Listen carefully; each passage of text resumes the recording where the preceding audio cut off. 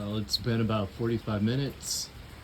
I've got the damper not open too much because it seems like the front pan doesn't heat up as much, but the back pan got hot pretty fast and it looks like it's just starting to boil.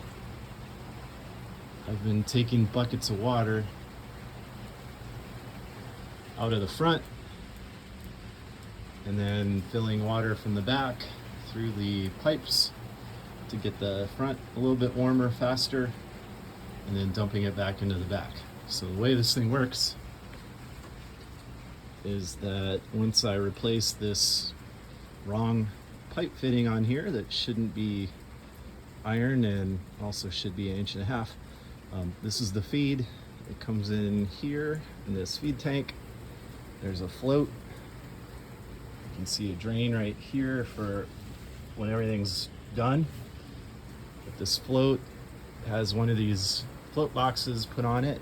Acts kind of like a toilet float, opens and closes. When the level gets low, it opens, goes through that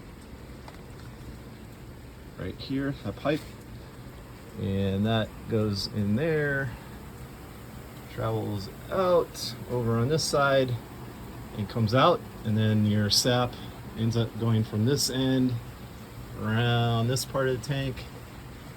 You can see there's a hole right down there.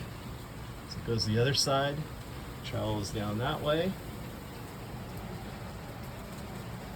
And then when it gets to this end, it comes through this pipe here where there's a turn-off valve, and it goes into this second float. And this is to feed the finishing tray.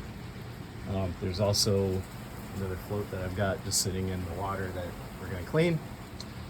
Comes through this valve right here, through the float, into this tank, which is a feed tank. You can see there's an outlet pipe right here. So it goes out here into this front finishing tank, and then there's a three-way path for it to go through, so it comes through here. And at this point it should already be boiling pretty good. And it goes through that hole, through here, through this hole, and ends right there where the thermometer is. And this is the exit. And the way this is supposed to work is you calibrate this thermometer to 0 when water is boiling, and then when your sap is going through here, when it hits 7, it should be syrup. We'll see how that works.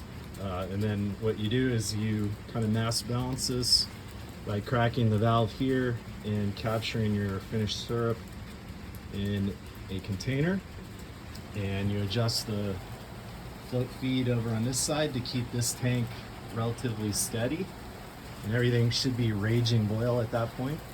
And then also your feed tank here, you adjust your float, and this is your raw sap coming in here.